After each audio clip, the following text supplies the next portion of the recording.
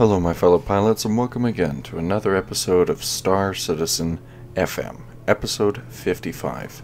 Star Citizen FM is your fan community source for anything related to Star Citizen, the community, or anything else in the verse that might catch your fancy.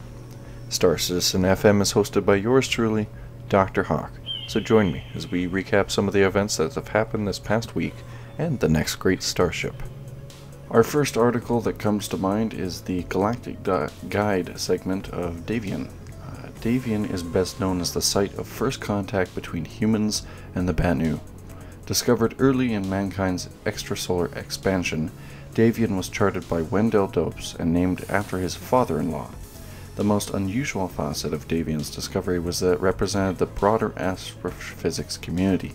Contemporary science had predicted that no additional jump points would exist in the Croshaw system. When Dopes charted the jump to Davion, it meant that textbooks had to be rewritten, and it ultimately led to a flurry of advancements in jump scanning technology. Davion itself was not seen as so interesting. A slight orange type K main sequence star, Davion was immediately considered nothing to write home about by its original explorers. 4 planets orbited the star, the second of which was a candidate, albeit not a top-list candidate, for terraforming. The system had no exotic resource caches or strategic military chokeholds. It seemed destined to become a lightly populated backwater star system adjacent to more developed areas of the Empire. That all changed quickly in 2438.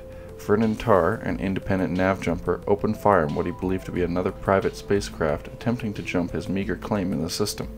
The ship in question turned out to be a Banu merchantman, and the uncomfortable incident, which luckily did not lead to loss of life, became humanity's first introduction to the Banu Protectorate.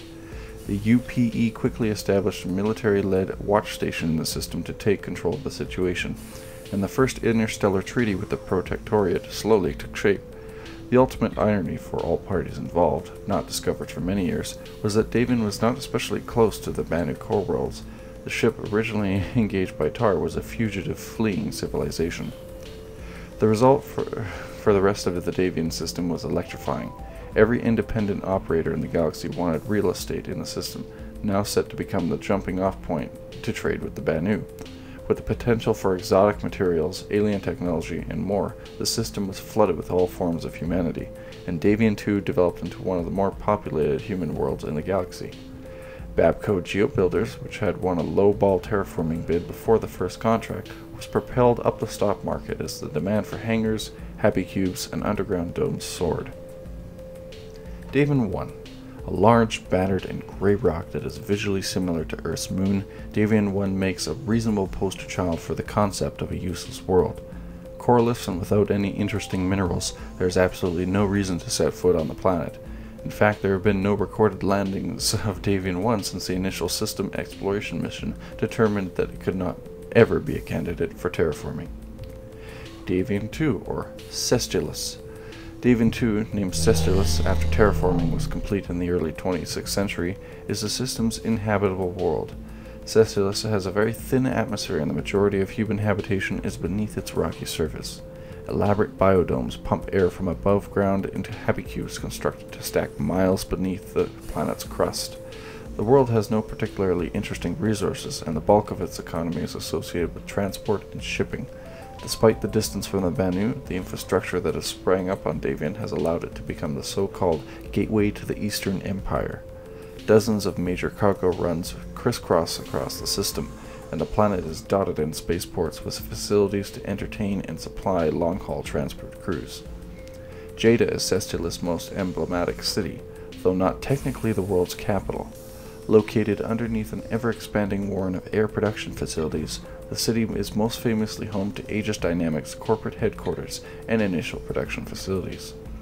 The base primarily produces components rather than a particular ship design. More exotic resources are imported, and the need is consistent. Beyond Aegis' footprint in the city, the unique open-air underground cityscape has become symbolic of the Davion system as a whole. For reasons not completely understood by sociologists, Cestulus has become a flashpoint for the political upheaval. In 2529, the feared economic collapse that accompanied the introduction of the Empire's unified currency, UEC, led to a bloody 2-week riot in the city of Jeddah, Only military intervention stopped the protest. In 2545, the planet was the site of terrorist bombings that left thousands dead, with bombs being planted specifically to collapse some of the planet's more populated overground biomes.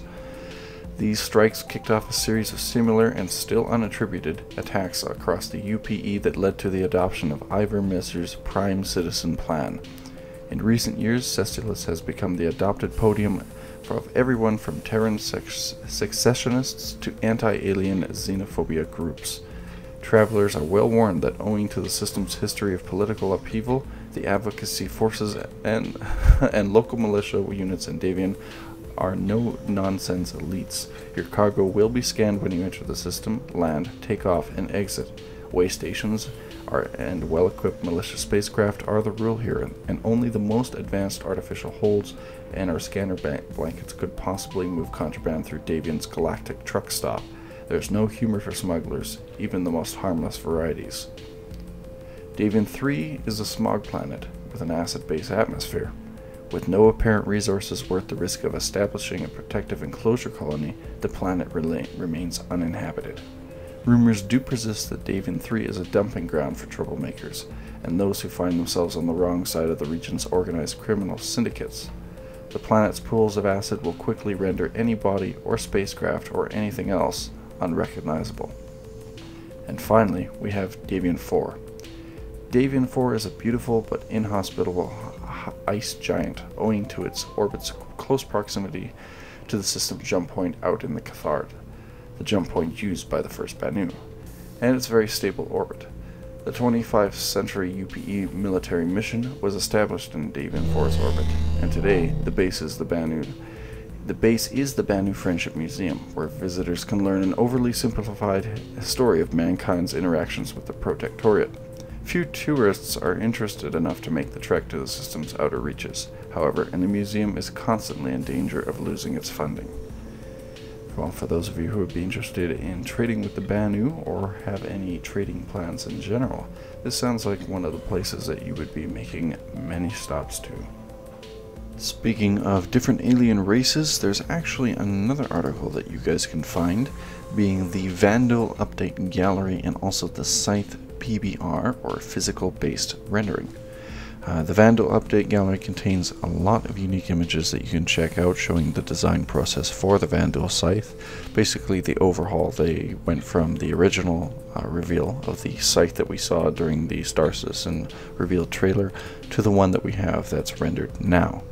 Now, I don't have all the images here, I've only selected a few of them, so you can either view them here or on the main site of robertspaceindustries.com on the comlink, or you can just download them straight from the website if you'd like to view them in awesome high quality glory. The next thing, of course, relating to that is the Scythe Pbr, and I can't show the whole video as it's long, but there's a little bit of a snippet here that I think I can show.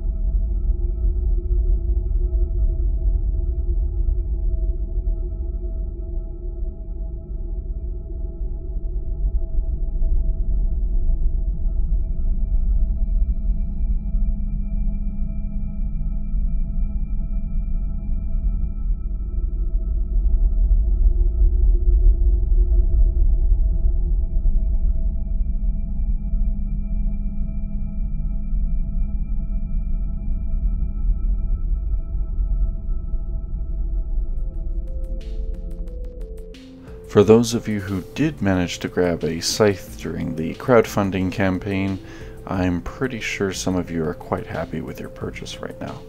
The interesting angles and lines that they feature in this spacecraft are actually a huge draw to me, and it makes me a little bit envious now that I don't have this particular ship. I think one of the other main selling points is its unique asymmetric design. That large right fin throws off the symmetry of the left wing or gun a lot more so than most other ships. And in all honesty, it's not something that you would expect to fly, but then again, it's quite believable for an alien spacecraft. I also get a big kick out of the sort of skeletal chassis cage that's on the back of the Scythe that's holding the both of the engines. It has a sort of rib cage-esque like appearance, and I thought that was a really nice touch. So congrats on the PBR rendering, guys at CIG. It looks really good, and I'm pretty sure there are a lot of us looking forward to flying it.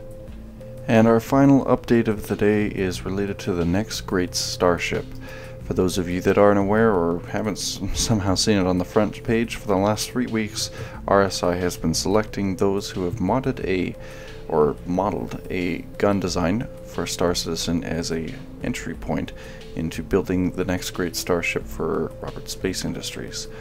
The ship that they will be designing, or will be tasked with designing, is the gunship hull that was featured earlier. They will have to build that gunship. Until then, there's a few wildcard teams that are left that you can, at the time of this recording, sadly not vote for anymore. But the one leading the charge at the time of the recording was Infinite Zoo Monkey, with his very interesting and very black-looking rotary autocannon. So hopefully those 3 guys make it. The ones that unfortunately did not make it were Archon, Dragons of Nirvana, Prosmium Productions, Secura Moon, To the Stars and Beyond, AEM, Team Zeus, Raging Vertex, and Damage Association. Any of the teams that were featured in RSI's YouTube channel that were picked also move on, and I will have a final list for you guys later. Unfortunately, this also means that my team that I was involved with Kaji-san and Pleasure, did not make it, and unfortunately, it makes me a little sad. Pleasure actually put a lot of hard work into that gun, so hopefully there's always a next time. Until then, that's pretty much all I had planned for you guys. I hope you guys enjoyed this episode. I am now taking PayPal donations. If you guys feel it's worth donating to Star Citizen FM, you can donate at lucas.g.drhawk@gmail.com. And to those of you who have donated, and there's some of you who have donated quite a bit, thank you very much. It means a lot, and it's very encouraging to hear things like, and receive gifts like that from you guys. If you don't want to donate, you can also subscribe to my channel by clicking subscribe on the top upper left hand corner, or by clicking on the fuzzy little hawk on the lower left hand corner. If you have any feedback or ideas or even criticism for the show, let me know in the comments or in the forum. And lastly, we'll finish off with a little thing that I was requested to add, and I'm starting to enjoy this. So finally, this is Dr. Hawk signing off. With Star Citizen FM, you guys all take care and fly safe.